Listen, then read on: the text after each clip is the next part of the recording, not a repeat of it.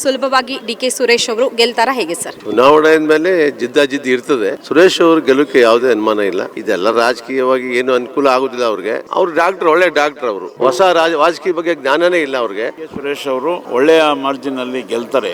ಡಿ.ಕೆ. ಶಿವಕುಮಾರ್ ಅವರ ಶಕ್ತಿಯನ್ನ ಕ್ಷೀಣಿಸಬೇಕು ಅಂತ ಹೇಳಿ ಬಹಳ ದೊಡ್ಡ ಮಟ್ಟದ ಹುನ್ನಾರ ನಡೀತಾ ಇದೆ. ಚಾಮುಂಡೇಶ್ವರ ದೇವಸ್ಥಾನದ ಮುಂದೆ ಹೇಳ್ತಾ ಇದೀನಿ, ಸುರೇಶ್ ಅಣ್ಣನೇ ಬರೋದು. ಇನ್ನ ಪ್ರೆಸ್ಟ್ ಲೀಡಲ್ಲೇ ಅಣ್ಣ ಬರ್ತಾರೆ. ಅನುಮಾನವೇ ಬೇಡ. ನಮ್ಮ ಸಂಸದರು ಡಿ.ಕೆ. ಸುರೇಶ್ ಅವರ ಪರವಾಗಿ ಜನ ಇದ್ದಾರೆ. ಆ ಸಿಂಪತಿ ಸ್ಟ್ರಾಟಜಿ ವರ್ಕೌಟ್ ಆಗತ್ತಾ ಇಲ್ಲಿ? ಯಾವುದೇ ಕಾರಣಕ್ಕೂ ವರ್ಕೌಟ್ ಆಗಲ್ಲ ಮೇಡಮ್. ಈ ಕ್ಷೇತ್ರದಲ್ಲಿ, ಬೆಂಗಳೂರು ಗ್ರಾಮಾಂತರ ಕ್ಷೇತ್ರದಲ್ಲಿ ಇತಿಹಾಸವನ್ನೇ ಸೃಷ್ಟಿ ಮಾಡಬಹುದು ನಾವು. ರಾಜಕೀಯ ಅಂದ್ರೆ ಪೈಪೋಟಿನೇ ಅಲ್ವಾ? ರಾಜಕೀಯ ಅಂದ್ರೆ ಪೈಪೋಟಿ ಇದ್ದೇ ಇರುತ್ತೆ. ಬಿಜೆಪಿ ಮತ್ತೆ ಜೆಡಿಎಸ್ ಏನು ಮೈತ್ರಿ ಮಾಡ್ಕೊಂಡಿದೆ, ಸೊ ಇದೇನಾದ್ರೂ ಹಿನ್ನಡೆ ಆಗತ್ತಾ? ಅದು ಅವರ ಭ್ರಮೆ. 28 ಕ್ಷೇತ್ರವೂ ನಮ್ಮ ಕಾಂಗ್ರೆಸ್ಸೇ ಬರುತ್ತೆ ಅಂತ ನಮಗೆ ಹೆಮ್ಮೆ. ಜನರಿಗೆ ಫ್ರೀ ಆಗಿ ಕೊಟ್ಬಿಟ್ರೆ ಜನರು ಸೋಮಾರಿಗಳಾಗ್ತಾರೆ ಅಂತ ಟೀಕೆ ಮಾಡೋದಕ್ಕೆ ಒಂದು ಅವಕಾಶ ಬೇಕು, ಒಂದು ಏನಾದ್ರೂ ಒಂದು ಕಾರಣ ಬೇಕು.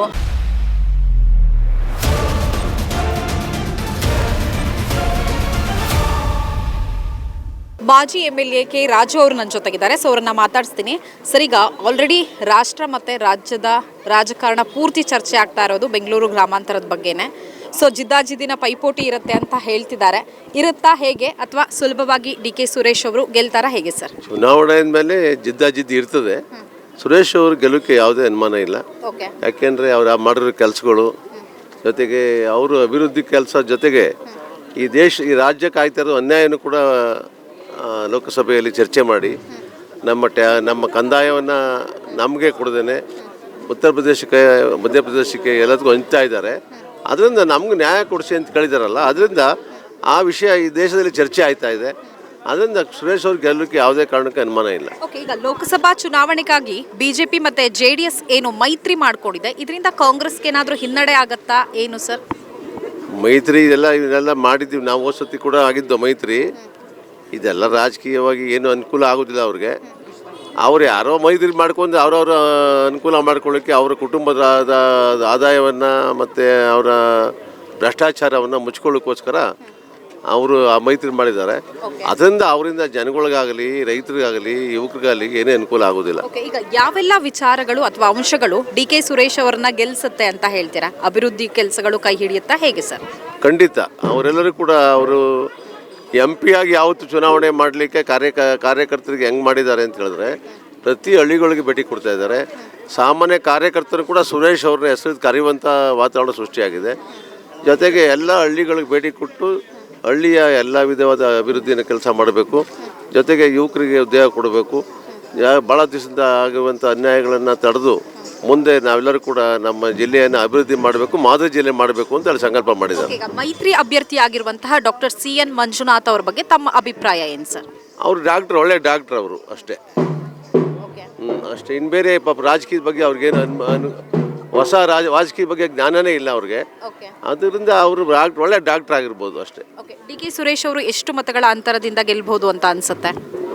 1.5 ಲಕ್ಷಕ್ಕಿಂತ ಜಾಸ್ತಿ ಅಂತರದಿಂದ ಗೆಲ್ತಾರೆ. ಈಗ 28 ಲೋಕಸಭಾ ಕ್ಷೇತ್ರದಲ್ಲಿ ಕಾಂಗ್ರೆಸ್ ಎಷ್ಟು ವಿನ್ ಆಗ್ಬೋದು ಸರ್? ನಮಗೆ 15ರಿಂದ 20 ಆಗ್ಬೋದು ಅಂತ ಅನ್ಕೊಂಡಿದ್ದೀವಿ. ಅಂದ್ರೆ ಸ್ಟೇಟ್ ಅಲ್ಲಿ ಕಾಂಗ್ರೆಸ್ ಗೌರ್ಮೆಂಟ್ ಇರೋದ್ರಿಂದ ಅಷ್ಟು ಸೀಟ್ ಬರುತ್ತೆ ಅಂತ ಹೇಳ್ತಿದ್ರೆ ಯಾಕೆ? ಯಾಕಂದ್ರೆ 2019 ಲೋಕಸಭಾ ಚುನಾವಣೆಯಲ್ಲಿ ಕಾಂಗ್ರೆಸ್ಗೆ 1 ಸೀಟ್ ಬಂದಿತ್ತು, ಅದು ಬೆಂಗಳೂರು ಗ್ರಾಮಾಂತರದಲ್ಲಿ.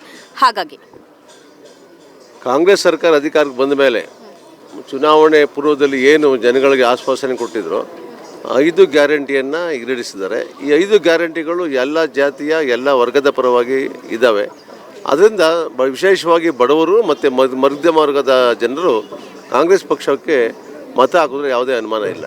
ಈಗ ರಾಮನಗರದಲ್ಲಿ ಡಿ.ಕೆ. ಸುರೇಶ್ ಅವರಿಗೆ ಲೀಡ್ ಕೊಡುವಂತಹ ವಿಚಾರದಲ್ಲಿ ಏನೆಲ್ಲ ಸ್ಟ್ರಾಟಜಿಗಳನ್ನು ಮಾಡಲಾಗಿದೆ? ಕೆಲವೊಂದು ನಮ್ಮದೇ ಆದ ಸ್ಟ್ರಾಟಜಿಗಳಿದ್ದಾವೆ. ಈಗ ಎಲ್ಲದಕ್ಕಿಂತ ಹೆಚ್ಚಾಗಿ ಸುರೇಶ್ ಅವರೇ, ಅವರು ಕೂಡ ನಮ್ಮ ಪಕ್ಷದ ಕಾರ್ಯಕರ್ತರ ಹತ್ತಿರವಾಗಿ ಕೆಲಸ ಮಾಡಿದ್ದಾರೆ. ಎಲ್ಲ ಮುಖಂಡರು ವಿಶ್ವಾಸ ತೆಗೆದುಕೊಂಡು ಕೆಲಸ ಮಾಡ್ತಾ ಇದ್ದಾರೆ. ಅದರಿಂದ ಸ್ಟ್ರಾಟಜಿ ನಾವೆಲ್ಲ ಮಾಡ್ತೀವಿ, ಅದೆಲ್ಲ ಕೆಲವು ವಿಷಯ ಹೇಳೋಕ್ಕಾಗಲ್ಲ. ಬಟ್ ಸ್ಟ್ರಾಟಜಿ ಜೋರಾಗಿದೆಯಾ ಸರ್? ಖಂಡಿತ. Okay sir, thank you. ಇದಿಷ್ಟು ಕೂಡ ಮಾಜಿ ಶಾಸಕರಾಗಿರುವಂತಹ ಕೆ ರಾಜು ಅವರ ಮಾತು. ವಿಡಿಯೋ ಜರ್ನಲಿಸ್ಟ್ ಮಹಾಂತೇಶ್ ಜೊತೆ ವೀಣಾ ಸಿದ್ದಾಪುರ್, ಕರ್ನಾಟಕ ಟಿವಿ, ರಾಮನಗರ. ರಾಮನಗರ ನಗರಸಭೆಯ ಮಾಜಿ ಅಧ್ಯಕ್ಷರಾಗಿರುವಂತಹ ಶಶಿ ಶೇಷಾದ್ರಿ ಅವರು ನನ್ನ ಜೊತೆಗಿದ್ದಾರೆ. ಸೊ ಅವರನ್ನು ಕೂಡ ಮಾತಾಡಿಸ್ತೀನಿ. ಸರ್, ಎಲ್ಲ ಕಡೆ ಚರ್ಚೆ ಆಗ್ತಾ ಇರೋದು ಬೆಂಗಳೂರು ಗ್ರಾಮಾಂತರದ ಬಗ್ಗೆನೇ, D K. Suresh versus doctor C.N. Manjunath ಅಂತ. ಸೊ ಏನು ಹೇಳ್ತೀರಾ, ಏನಾಗ್ತಾ ಇದೆ ರಾಜಕೀಯ ಬೆಳವಣಿಗೆಗಳೆಲ್ಲ? ಅಲ್ಲ, ಇಡೀ ರಾಷ್ಟ್ರದ ಗಮನ ಸೆಳೆದಿದೆ ಬೆಂಗಳೂರು ಗ್ರಾಮಾಂತರ ಲೋಕಸಭಾ ಕ್ಷೇತ್ರ. ಅದಕ್ಕೆ ಕಾರಣ ಏನಂದರೆ ಕಳೆದ ಬಾರಿ 28 ಲೋಕಸಭಾ ಕ್ಷೇತ್ರದ ದಲ್ಲಿಗಳಲ್ಲಿ ಕಾಂಗ್ರೆಸ್ ಪಕ್ಷ ಇದೊಂದೇ ಗೆದ್ದಿದ್ದು. ಸೊ ಡಿ ಕೆ ಸುರೇಶ್ ಅವರು ಪ್ರಬಲವಾಗಿದ್ದಾರೆ. ಇಲ್ಲಿ ಭಾಳ ಒಂದು ಗ್ರಾಮ ಪಂಚಾಯತಿ ಮೆಂಬರ್ ಲೆವೆಲ್ನಲ್ಲಿ ಬಂದು ಕೆಲಸ ಮಾಡಿದ್ದಾರೆ. ಭಾಳಷ್ಟು ಅಭಿವೃದ್ಧಿ ಕಾರ್ಯಗಳಾಗಿದ್ದಾವೆ. ಮತ್ತು ಈ ಸರ್ಕಾರ ಸಿದ್ದರಾಮಯ್ಯನವ್ರ ನೇತೃತ್ವದ ಕಾಂಗ್ರೆಸ್ ಸರ್ಕಾರ ಬಂದ ಮೇಲೆ ಡಿ ಕೆ ಶಿವಕುಮಾರ್ ಅವರು ಸಿದ್ದರಾಮಯ್ಯನವರು ಉಪಮುಖ್ಯಮಂತ್ರಿಗಳಾಗಿ ಮುಖ್ಯಮಂತ್ರಿಗಳಾದ ಮೇಲೆ ಈ ಭಾಗದಲ್ಲಿ ಭಾಳಷ್ಟು ಅಭಿವೃದ್ಧಿ ಕೆಲಸಗಳಿಗೆ ಒತ್ತನ್ನು ಕೊಟ್ಟಿದ್ದಾರೆ. ಅದರ ಜೊತೆಗೆ ಈಗ BJP JDS ಮೈತ್ರಿ ಅಭ್ಯರ್ಥಿಯಾಗಿ ಮಂಜುನಾಥ್ ಅವರು ನಿಂತಿರೋದ್ರಿಂದ ಸ್ಪರ್ಧೆ ಭಾಳ ಇಡೀ ರಾಷ್ಟ್ರದ ಗಮನ ಸೆಳೆದಿದೆ. ಆದರೆ ಯಾರು ವಿನ್ ಆಗ್ತಾರೆ ಸರ್? ಡಿ ಕೆ ಸುರೇಶ್ ಅವರು ಒಳ್ಳೆಯ ಮಾರ್ಜಿನಲ್ಲಿ ಗೆಲ್ತಾರೆ. ಅದಕ್ಕೆ ಕಾರಣ ಅಂತರ ಇರ್ಬೋದು ಸರ್. ಏನಂದರೆ ಅದಕ್ಕೆ ನೋಡಿ, ಈಗ ನಮ್ಮ ವಿರೋಧಿಗಳು ಹೃದಯವಂತ ಮತ್ತು ವರ್ಸಸ್ ಇದ್ರದ್ದು ಬಂಡೆ ಇನ್ನೂ ಏನೇನೋ ಹೇಳ್ತಾರೆ. ಈಗ ತಮಗೆ ಅರಿವಿರಲಿ, ಈ ಕೋವಿಡ್ ಬಂದಂಥ ಸಂದರ್ಭದಲ್ಲಿ, ಕೊರೋನಾ ಮಹಾಮಾರಿ ಇಡೀ ಜಗತ್ತನ್ನೇ ತಲ್ಲಣಗೊಳಿಸಿದಂಥ ಸಂದರ್ಭದಲ್ಲಿ ಆಗ BJP ಸರ್ಕಾರ ಇತ್ತು. ಈಗ ಅಲ್ಲಿ ಸಾವಿರಾರು ಕೋಟಿ ಲೂಟಿ ಮಾಡಿದವ್ರನ್ನ ಇವತ್ತು ಮತ್ತೆ BJP ಸರ್ಕಾರದವರು ಅಭ್ಯರ್ಥಿ ಮಾಡಿದ್ದಾರೆ, BJP ಪಕ್ಷದವರು. ಅಂಥ ಸಂದರ್ಭದಲ್ಲಿ ಸರಿಯಾದ ಆಹಾರ ಒದಗಿಸ್ತಾ ಇರಲಿಲ್ಲ ಕೊರೋನಾ ರೋಗಿಗಳಿಗೆ. ನೀವು ಚಿಕ್ಕಬಳ್ಳಾಪುರ ಲೋಕಸಭಾ ಕ್ಷೇತ್ರದ ಅಭ್ಯರ್ಥಿಯಾಗಿರುವಂತಹ ಡಾಕ್ಟರ್ ಕೆ ಸುಧಾಕರ್ ಅವರ ಬಗ್ಗೆ ಮಾತನಾಡಿದ್ದ ಸರಿಗೆ. ಅವರು ಆರೋಗ್ಯ ಮಂತ್ರಿ ಇದ್ದಂಥ ಸಂದರ್ಭದಲ್ಲಿ ಇಲ್ಲಿ ಭಾಳಷ್ಟು ಕೋವಿಡ್ ಸಂದರ್ಭದಲ್ಲಿ ಅನಾಹುತ ಆಯ್ತು. ಸರ್ಕಾರದ ವತಿಯಿಂದ ಒಳ್ಳೆಯ ಆಹಾರ ಕೊಡ್ತಾ ಇರಲಿಲ್ಲ ಯಾರು ಕೊರೋನಾ ರೋಗಿಗಳಿಗೆ. ಅಂಥ ಸಂದರ್ಭದಲ್ಲಿ ಡಿ ಕೆ ಸುರೇಶ್ ಅವರು ನಮ್ಮ ಕ್ಷೇತ್ರದಾದ್ಯಂತ ಸ್ವಂತ ಹಣದಿಂದ ಒಂದು ಸ್ಪಿರಿಟ್ನ ತರಿಸಿ ಅವರೇ ತಯಾರು ಮಾಡಿ ಏನದು ಇದು ಲಿಕ್ವಿಡ್ ಸ್ಯಾನಿಟೈಸರ್ಗಳು, ಲಿಕ್ವಿಡ್ ಸೋಪ್ಗಳು, ವಿಟಮಿನ್ ಮಾತ್ರೆಗಳು, ಮತ್ತು ಆಮೇಲೆ ರೈತರಿಗೆ ತರಕಾರಿಯನ್ನು ರೈತರಿಗೂ ಕೂಡ ಮಾರಾಟ ಮಾಡೋಕ್ಕೆ ಅವಕಾಶ ಇರಲಿಲ್ಲ. ಅಂಥ ಸಂದರ್ಭದಲ್ಲಿ ಜಮೀನುಗಳಿಗೆ ಹೋಗಿ ತರಕಾರಿಯನ್ನು ಕೊಂಡುಕೊಂಡು ಸ್ವಂತ ಹಣದಿಂದ ಅವರು ಮಾಡಿರುವಂತಹ ಕೆಲಸಗಳೇ ಅವರ ಕೈ ಹಿಡಿಯುತ್ತೆ ಈ ಬಾರಿ ಚುನಾವಣೆಯಲ್ಲಿ ಅಂತ ಹೇಳ್ತಿರೋದಾ? ಅವರು ನೂರಾರು ಕೋಟಿ ಹಣ ಸ್ವಂತ ಹಣವನ್ನು ರೈತರಿಂದ ಕೊಂಡುಕೊಂಡು ಜನರಿಗೆ ಉಚಿತವಾಗಿ ಹಂಚಿದ್ದಾರೆ. ಮತ್ತು ಆ ಸಂದರ್ಭದಲ್ಲಿ ಕರೋನಾ ಉಲ್ಪಣಿಸಿದಂಥ ಸಂದರ್ಭದಲ್ಲಿ ಯಾರಾದರೂ ಮೃತಪಟ್ಟರೆ ಸ್ವಂತ ಮನೆಯವರು ಕೂಡ ಹತ್ರ ಬರ್ತಾ ಇರಲಿಲ್ಲ. ತಾವು ಗೊತ್ತಿರ್ಬೋದು, ಅಂಗಡಿಯವರು ಸುರೇಶ್ ಅಂಗಡಿಯವರು ಸತ್ತಾಗ ಎತ್ತಿ ಬಿಸಾಕ್ಬಿಟ್ರು ಕೆಳಗಡೆ ಒಬ್ಬ ಕೇಂದ್ರ ಮಂತ್ರಿ. ಅಂಥ ಸಂದರ್ಭದಲ್ಲಿ ಧೈರ್ಯ ತುಂಬಿ ಕೊರೋನಾ ರೋಗಿಗಳನ್ನ ಮಾಸ್ಕ್ ಹಾಕ್ಕೊಂಡು ಇದೇನದು ಅವರು ಡ್ರೆಸ್ ಹಾಕ್ಕೊಂಡು ಹೋಗಿ ಮತ್ತು ಶವ ಸಂಸ್ಕಾರಕ್ಕೂ ಕೂಡ ಒಂದು ಶವ ಸಂಸ್ಕಾರ ಮಾಡಿದಂಥ ಏಕೈಕ ವ್ಯಕ್ತಿ ಇಡೀ ದೇಶದಲ್ಲಿ ಯಾರಾದರೂ ಇದ್ದರೆ ಒಬ್ಬ ಜನಪ್ರತಿನಿಧಿಯಾಗಿ ಲೋಕಸಭಾ ಸದಸ್ಯರಾಗಿ ಅದು ಡಿ ಕೆ ಸುರೇಶ್ ಅವರು ಮಾತ್ರ. ಹಾಗಾಗಿ ಅವರು ಭಾಳಷ್ಟು ಸ್ಪಂದಿಸಿದ್ದಾರೆ. ಹಾಗಾಗಿ ಇವತ್ತು ಅವ್ರನ್ನ ಸೋಲಿಸ್ಬೇಕು. ಅವ್ರು ಸೋಲಿಸೋ ಮುಖಾಂತರ ಡಿ ಕೆ ಶಿವಕುಮಾರ್ ಅವ್ರಿಗೆ ಮುಖಭಂಗ ಮಾಡಬೇಕು, ಡಿ ಕೆ ಶಿವಕುಮಾರ್ ಅವರ ಶಕ್ತಿಯನ್ನು ಕ್ಷೀಣಿಸಬೇಕು ಅಂತೇಳಿ ಬಹಳ ದೊಡ್ಡ ಮಟ್ಟದ ಹುನ್ನಾರ ನಡೀತಾ ಇದೆ. ಆದರೆ ಬೆಂಗಳೂರು ಗ್ರಾಮಾಂತರ ಕ್ಷೇತ್ರದ ಜನ ಯಾವುದೇ ಕಾರಣಕ್ಕೂ ಆ ಒಂದು ಹುನ್ನಾರಗಳನ್ನ ಸಫಲ ಮಾಡೋಕ್ಕೆ ಕೊಡೋದಿಲ್ಲ. ಭಾಳ ಒಳ್ಳೆಯ ಅಂತರದಲ್ಲಿ ಡಿ ಕೆ ಸುರೇಶ್ ಅವರು ಈ ಚುನಾವಣೆಯಲ್ಲಿ ಗೆಲ್ತಾರೆ. ನೀವು ಮಾತನಾಡುವಾಗಲೇ ಹೇಳಿದ್ರಿ ಬಂಡೆ ವರ್ಸಸ್ ಹೃದಯವಂತ ಅಂತ ಬಿಂಬಿಸಲಾಗ್ತಾ ಇದೆ ಅಂತ. ಸೊ ನಿಜಕ್ಕೂ ಇದು ವರ್ಕೌಟ್ ಆಗುತ್ತಾ? BJP JDS ಏನು ಈಗ ಪ್ಲಾನ್ ಸ್ಟ್ರಾಟಜಿ ಮಾಡ್ತಾ ಇದೆ, ಅದು ವರ್ಕೌಟ್ ಆಗುತ್ತಾ? ಅಲ್ಲ, ಅವರು ಆ ರೀತಿಯ ಒಂದು ಭಾವನೆ ಇಟ್ಕೊಂಡು ಅದನ್ನ ಪ್ರಯತ್ನ ಮಾಡ್ತಾ ಇದ್ದಾರೆ. ಆದರೆ ಬೆಂಗಳೂರು ಗ್ರಾಮಾಂತರ ಲೋಕಸಭಾ ಕ್ಷೇತ್ರದ ಜನತೆಗೆ ಅದೇ ಹೇಳಿದ್ನಲ್ಲ, ಈಗ ಪ್ರತಿಯೊಂದು ವಾರ್ಡ್ನವ್ರಿಗೆ ರೋಗಿಗಳಿಗೆ ಸ್ವಂತ ಹಣದಿಂದ ಊಟ ಸಪ್ಲೈ ಮಾಡಿದ್ರು. ನಮ್ಮ ಬೆಂಗಳೂರು ಗ್ರಾಮಾಂತರ ಲೋಕಸಭಾ ಕ್ಷೇತ್ರದ ರೋಗಿಗಳೇನಿದ್ರು ಸ್ವಂತ ಹಣದಿಂದ ಬೆಳಗ್ಗೆ ಪೌಷ್ಟಿಕಾಂಶ ಇರತಕ್ಕಂಥ ಆಹಾರವನ್ನು ಸಪ್ಲೈ ಮಾಡಿದ್ರು. ಸ್ಯಾನಿಟೈಸರ್ ಕೊಟ್ಟರು, ಲಿಕ್ವಿಡ್ ಸೋಪ್ ಕೊಟ್ಟರು, ಮಾತ್ರೆಗಳು, ವಿಟಮಿನ್ ಮಾತ್ರೆಗಳು ಕೊಟ್ಟರು, ತರಕಾರಿ ಇದನ್ನು ಕೊಟ್ಟರು. ಈಗ ನಿಮ್ಮ ಪ್ರಕಾರ 28 ಲೋಕಸಭಾ ಕ್ಷೇತ್ರದಲ್ಲಿ ಕಾಂಗ್ರೆಸ್ ಎಷ್ಟು ವಿನ್ ಆಗುತ್ತೆ? ಕಾಂಗ್ರೆಸ್ 20 ಲೋಕಸಭಾ ಕ್ಷೇತ್ರ ಗೆಲ್ತೀವಿ. ಇದಿಷ್ಟು ಕೂಡ ಕೂಡ ರಾಮನಗರ ನಗರಸಭೆಯ ಮಾಜಿ ಅಧ್ಯಕ್ಷರಾಗಿರುವಂತಹ ಶಶಿ ಶೇಷಾದ್ರಿ ಅವರ ಮಾತು. ವಿಡಿಯೋ ಜರ್ನಲಿಸ್ಟ್ ಮಹಾಂತೇಶ್ ಜೊತೆ ವೀಣಾ ಸಿದ್ದಾಪುರ್, ಕರ್ನಾಟಕ ಟಿವಿ, ರಾಮನಗರ. ಮೇಡಮ್, ನಿಮ್ಮ ಹೆಸರು? ಶೋಭಾ. ಆಲ್ರೆಡಿ ಟಿಕೆಟ್ ಎಲ್ಲ ಅನೌನ್ಸ್ ಆಗಿದೆ. So DK Suresh versus doctor CN Manjunath, ಯಾರು ಗೆಲ್ತಾರೆ? DK ಸುರೇಶ್ ಅವರು. ಯಾಕೆ DK ಸುರೇಶ್ ಅವ್ರು ಗೆಲ್ತಾರೆ ಅನ್ಸುತ್ತೆ? ಅವ್ರು ಕೊರೋನಾ ಟೈಮಲ್ಲಿ ಎಲ್ಲರೂ ವಾಟ್ಸಪ್ಪು ಫೇಸ್ಬುಕ್ಕು ಅಂತ ಇದ್ದರು. ಇವರೊಬ್ಬರು ರೋಡ್ಗೆ ಇಳಿದ್ರು ಸುರೇಶ್ ಅವರು, ಜನಗಳಿಗೆ ಇದು ಮಾಡೋಕ್ಕೆ. ಆಮೇಲೆ ರೈತರ ತವಿಂದ ತರಕಾರಿ ತಗೊಂಡು ರೋಗಿಗಳಿಗೆ ಹಂಚಿದ್ರು, ಕಿಟ್ಗಳು ಕೊಟ್ಟರು ಬಡವ್ರಿಗೆ ಇವ್ರಿಗೆಲ್ಲ. ಆಸ್ಪತ್ರೆ ತಾನೇನೆ ಟಪಾನ್ ಮಾಡಿದ್ರು, ಮಣ್ಣುಗಳಿಗೆಲ್ಲ ಮಾಡಿದ್ರು. ಅವ್ರ ಮನೆಯವರು ಸುಧಾ ಬರ್ತಿರ್ಲಿಲ್ಲ. ಅವರೇ ಕಿಟ್ ಇಲ್ಲದೆ ಜೀವದ ಭಯ ಇಲ್ಲದೇನೆ ಅವ್ರು ಮಾಡಿದ್ರು. ಈ ಸಲ ಸುರೇಶ್ ಅಣ್ಣನೇ ಬರೋದು. ಓಕೆ, ಬಟ್ ಈಗ DK ಸುರೇಶ್ ಅವ್ರನ್ನ ಸೋಲಿಸಬೇಕು ಅನ್ನುವಂತಹ ಲೆಕ್ಕಾಚಾರದಲ್ಲಿ BJP ಹಾಗೆ JDS ಇದೆ. ಸೊ ವರ್ಕೌಟ್ ಆಗತ್ತಾ ಪ್ಲಾನು? ಇಲ್ಲ, ವರ್ಕೌಟ್ ಆಗಲ್ಲ. ಯಾವುದೇ ಕಾರಣಕ್ಕೂ ವರ್ಕೌಟ್ ಆಗಲ್ಲ. ಚಾಮುಂಡೇಶ್ವರ ಅಮ್ಮನ ದೇವಸ್ಥಾನದ ಮುಂದೆ ಹೇಳ್ತಾ ಇದ್ದೀನಿ, ಸುರೇಶ್ ಅಣ್ಣನೇ ಬರೋದು. ಓಕೆ. ಓಕೆ, ನರೇಂದ್ರ ಮೋದಿ ಅವ್ರ ಬಗ್ಗೆ ಏನು ಹೇಳ್ತೀರಾ? ರಾಹುಲ್ ಗಾಂಧಿ ಅವ್ರ ಬಗ್ಗೆ ಏನು ಹೇಳ್ತೀರಾ? ರಾಹುಲ್ ಗಾಂಧಿ ಇದು ನೆಕ್ಸ್ಟ್. ಈಗ BJP ಮತ್ತೆ JDS ಏನು ಮೈತ್ರಿ ಮಾಡ್ಕೊಂಡಿದೆಯಲ್ಲ, ಇದರಿಂದ ಕಾಂಗ್ರೆಸ್ ಅಭ್ಯರ್ಥಿಗೆ ಹಿನ್ನಡೆ ಆಗತ್ತಾ? ವೋಟಿಂಗ್ ಏನಾದರೂ ಕಮ್ಮಿ ಆಗತ್ತೆ ಅನ್ಸತ್ತಾ? ಏನೂ ಆಗಲ್ಲ ಮೇಡಮ್. ಇನ್ನು ಪ್ರೆಸ್ಟ್ ಲೀಡಲ್ಲೇ ಅಣ್ಣ ಬರ್ತಾರೆ. Okay ma'am, thank you. KPCC ರಾಜ್ಯ ಉಪಾಧ್ಯಕ್ಷೆ ಆಗಿರುವಂತಹ ಪವಿತ್ರ ಅವರು ನನ್ನ ಜೊತೆಗಿದ್ದಾರೆ. ಸೊ ಅವರನ್ನ ಮಾತಾಡಿಸ್ತೀನಿ. ಸಿಕ್ಕಾಪಟ್ಟೆ ಕುತೂಹಲಕ್ಕೆ ಕಾರಣ ಆಗಿರೋದು ಅಂದರೆ ಬೆಂಗಳೂರು ಗ್ರಾಮಾಂತರ DK Suresh versus doctor CN Manjunath, ಯಾರ ಪರವಾಗಿದ್ದಾರೆ ಅನ್ಸುತ್ತೆ ಜನ? ಅದು ಅನುಮಾನವೇ ಬೇಡ. ನಮ್ಮ ಸಂಸದರು DK ಸುರೇಶ್ ಅವರ ಪರವಾಗಿ ಜನ ಇದ್ದಾರೆ. ಓಕೆ, ಅನುಮಾನವೇ ಬೇಡ ಅದರಲ್ಲಿ. ಇನ್ನೊಂದು ಕಡೆ BJP ಮತ್ತು JDS ಒಂದು ಸಿಂಪತಿ ಕಾರ್ಡನ್ನು ಪ್ಲೇ ಮಾಡ್ತಾ ಇದೆ. ಡಾಕ್ಟರ್ CN ಮಂಜುನಾಥ್ ಅವರಿಗೆ ಹೃದಯವಂತ ಅಂತ, ಇನ್ನೊಂದು ಕಡೆ DK ಸುರೇಶ್ ಅವರಿಗೆ ಬಂಡೆ ಅಂತ ಹೇಳ್ತಾ ಇದೆ. ಆ ಸಿಂಪತಿ ಸ್ಟ್ರಾಟಜಿ ವರ್ಕೌಟ್ ಆಗತ್ತಾ ಇಲ್ಲಿ? ಯಾವುದೇ ಕಾರಣಕ್ಕೂ ವರ್ಕೌಟ್ ಆಗಲ್ಲ ಮೇಡಮ್. ಯಾಕೆಂದರೆ ಹೃದಯವಂತರು, ಹೃದಯ ತಜ್ಞರು ಅವರು, ಮಂಜುನಾಥ್ ಅವರು.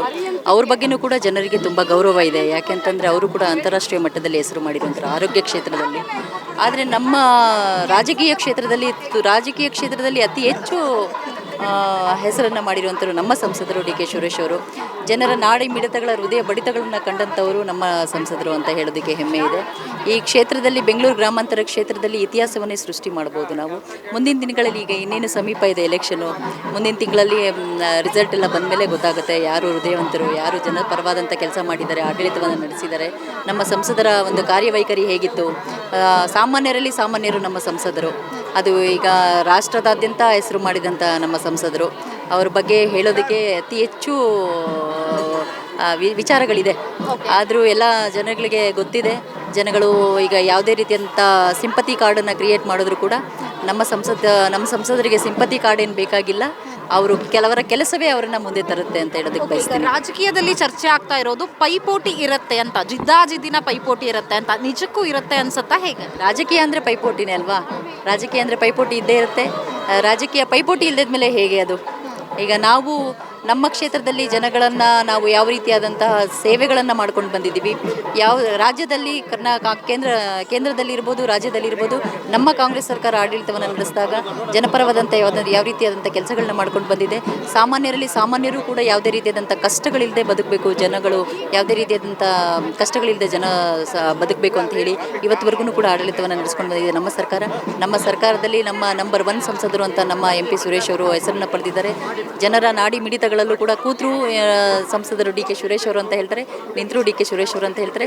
ಜನರೇ ತಕ್ಕ ಪಾಠವನ್ನು ಕಲಿಸ್ತಾರೆ. BJP ಮತ್ತು JDS ಏನು ಮೈತ್ರಿ ಮಾಡ್ಕೊಂಡಿದೆ. ಸೊ ಇದೇನಾದರೂ ಹಿನ್ನಡೆ ಆಗತ್ತಾ? ಅದು ಅವರ ಭ್ರಮೆ. ಹಿನ್ನಡೆ ಅದು ಇದು ಅಂತ ಹೇಳಿದ್ರೆ ಅವರ ಭ್ರಮೆ ಅಂತಲೇ ಹೇಳೋದಕ್ಕೆ ಬಯಸ್ತೇನೆ. ಯಾಕೆ ಅಂತಂದರೆ ಅವರು ರಾಜಕೀಯದ ಒಂದು ಏನೋ ಗಿಟ್ಟಿಸ್ಕೊಳ್ಳೋದಕ್ಕೋಸ್ಕರ, ರಾಜಕೀಯ ಸ್ಥಾನಮಾನಗಳನ್ನ ಗಿಟ್ಟಿಸ್ಕೊಳ್ಳೋದಕ್ಕೋಸ್ಕರ ಇವರನ್ನು ಸೋಲಿಸ್ಬೋದೇನೋ, ನಾವು ಮೈತ್ರಿ ಮಾಡಿಕೊಂಡು JDS BJP ನಾವು ಒಂದಾಗ್ಬೋದೇನೋ ಅನ್ನೋ ಒಂದು ಭ್ರಮೆಯಲ್ಲಿ ಅವರು ಮೈತ್ರಿ ಮಾಡಿಕೊಂಡು ಏನೋ ಈಗ ಕಾರ್ಯಚಟುವಟಿಕೆಗಳನ್ನ ಮಾಡ್ತಾ ಇದ್ದಾರೆ.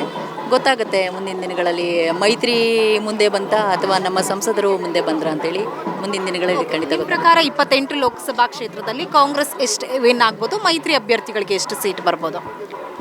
ಕಾಂಗ್ರೆಸ್ ನೋಡಿ 28 ಕ್ಷೇತ್ರಗಳಲ್ಲಿ 28 ಕ್ಷೇತ್ರವೂ ನಮ್ಮ ಕಾಂಗ್ರೆಸ್ಸೇ ಬರುತ್ತೆ ಅಂತ ನಮಗೆ ಹೆಮ್ಮೆ. ಯಾಕೆಂದರೆ ನಮ್ಮ ಸರ್ಕಾರ ರಾಜ್ಯದಾದ್ಯಂತ ನಮ್ಮ ಸರ್ಕಾರ ಜನಪರವಾದ ಆಡಳಿತವನ್ನು ಕೊಡ್ತಾ ಬಂದಿದೆ. ನಮ್ಮ ಗ್ಯಾರಂಟಿಗಳು ಏನು ಎಲ್ಲವೂ ಕೂಡ ಸಕ್ಸಸ್ ಆಗಿದೆ. ಗ್ಯಾರಂಟಿಗಳಲ್ಲಿ ಯಾವುದೂ ಕೂಡ ಫೇಲ್ಯೂರ್ ಆಗಿಲ್ಲ, ಎಲ್ಲವೂ ಸಕ್ಸಸ್ ಆಗಿದೆ.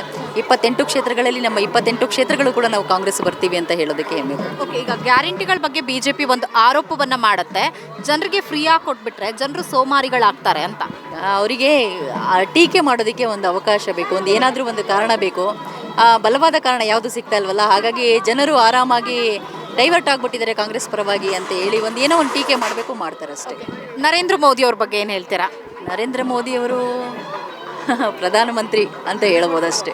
ರಾಹುಲ್ ಗಾಂಧಿ ಅವ್ರ ಬಗ್ಗೆ ಏನು ಹೇಳ್ತೀರಾ? ರಾಹುಲ್ ಗಾಂಧಿಯವರು ಈಗ ನಮ್ಮ ಕೇಂದ್ರ ಸರ್ಕಾರ ಬಂದರೆ ನಮ್ಮ ಹೆಣ್ಮಕ್ಳ ಪರವಾಗಿ ಎಷ್ಟು 10 ಯೋಜನೆಗಳನ್ನು, ಗ್ಯಾರಂಟಿಗಳನ್ನು ಮತ್ತೆ ನಾವು ಸರ್ಕಾರ ಬಂದರೆ ಕೇಂದ್ರದಲ್ಲಿ ಅಂತ ಹೇಳಿಬಿಟ್ಟು ಯೋಜನೆಗಳನ್ನು ಕೂಡ ಅವರು ಏನು ಹೇಳಿದ್ದಾರೆ, ಅದು ಕೂಡ ಮುಂದಿನ ದಿನಗಳಲ್ಲಿ ಈಗ ಲೋಕಸಭೆ ಚುನಾವಣೆ ಆದಮೇಲೆ ಅದು ಕೂಡ ಬದಲಾವಣೆ ಆಗುತ್ತೆ. ರಾಹುಲ್ ಗಾಂಧಿಯವರು ಸೂಕ್ತವಾದಂಥ ಅಭ್ಯರ್ಥಿ. ನಮ್ಮ ಕಾಂಗ್ರೆಸ್ ಪಕ್ಷದಲ್ಲಿ ಏನಾದರೂ ದೇಶವನ್ನು ಉಳಿಬೇಕು ಅಂತ ಹೇಳಿದ್ರೆ ನಮ್ಮ ಕಾಂಗ್ರೆಸ್ ಪಕ್ಷ ರಾಜ್ಯದಲ್ಲಿ ಮತ್ತು ಸೆಂಟ್ರಲಲ್ಲಿ ಕೂಡ ಬಂದು ರಾಹುಲ್ ಗಾಂಧಿಯವರೇ ಇನ್ನು ಮುಂದಿನ ದಿನಗಳಲ್ಲಿ ಪ್ರಧಾನಮಂತ್ರಿ ಆಗ್ತಾರೆ ಅನ್ನೋದು ಕೂಡ okay, thank you so much. ಜನ ಪ್ರತಿದಿನ ಟೈಮ್ ಸರಿಯಾಗಿ ಊಟ ಮಾಡ್ತಾರೋ ಬಿಡ್ತಾರೋ, ಆದರೆ ಪೊಲಿಟಿಕಲ್ ಟ್ರೆಂಡ್ ಏನಿದೆ ಅಂತ ಪ್ರತಿದಿನ ಪ್ರತಿ ಕ್ಷಣ ಕಾಯ್ತಿರ್ತಾರೆ.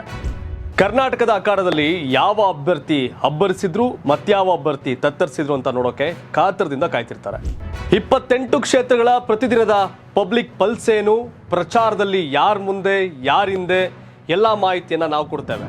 ಕರ್ನಾಟಕ ಕುರುಕ್ಷೇತ್ರ 28 ಕ್ಷೇತ್ರಗಳ ಡೈಲಿ ನ್ಯೂಸ್ ಪ್ರತಿದಿನ ರಾತ್ರಿ 8 ಗಂಟೆಗೆ ಯೂಟ್ಯೂಬ್ನಲ್ಲಿ ಕರ್ನಾಟಕ ಟಿವಿ ಅಂತ ಸರ್ಚ್ ಮಾಡಿ, ನಂತರ ನಮ್ಮ ಕರ್ನಾಟಕ ಟಿವಿ ಸಬ್ಸ್ಕ್ರೈಬ್ ಮಾಡಿ. ಸಬ್ಸ್ಕ್ರೈಬ್ ಆದಮೇಲೆ ನಿಮಗೆ ಹೋಮ್ ಪೇಜ್ ಬಂದರೆ ಕಮ್ಯುನಿಟಿ ಅನ್ನೋ ಆಪ್ಷನ್ ಸಿಗುತ್ತೆ. ಈ ಕಮ್ಯುನಿಟಿ ಆಪ್ಷನ್ ಕ್ಲಿಕ್ ಮಾಡಿದ್ರೆ ನಿಮ್ಮ ಕೆಳಗಡೆ 28 ಲೋಕಸಭಾ ಕ್ಷೇತ್ರಗಳ ಒಂದು ಪೋಲ್ ಕ್ರಿಯೇಟ್ ಮಾಡಲಾಗಿದೆ. ನೀವು ಹೋಗಿ 28 ಕ್ಷೇತ್ರಗಳಲ್ಲಿ ಯಾರು ಗೆಲ್ತಾರೆ, ಯಾರು ಗೆಲ್ಲಬೇಕು, ನಿಮ್ಮ ಸಪೋರ್ಟ್ ಯಾರಿಗೆ ಅಂತ ಅಲ್ಲಿ ನೀವು ಕ್ಲಿಕ್ ಮಾಡ್ಬೋದು, ಅಂದರೆ ವೋಟ್ ಮಾಡ್ಬೋದು. ಇಲ್ಲೇನು ವೋಟಿಂಗ್ ಆಗುತ್ತೆ ನಾವು ಪ್ರತಿದಿನ ನಾವು ನ್ಯೂಸಲ್ಲಿ ನಿಮಗೆ ಅಪ್ಡೇಟ್ ಮಾಡ್ತಿರ್ತೀವಿ. ಇದು ಮತದಾನದ ದಿನದವರೆಗೂ ಕೂಡ ಈ ಪೋಲಿಂಗ್ ಓಪನ್ ಇರುತ್ತೆ.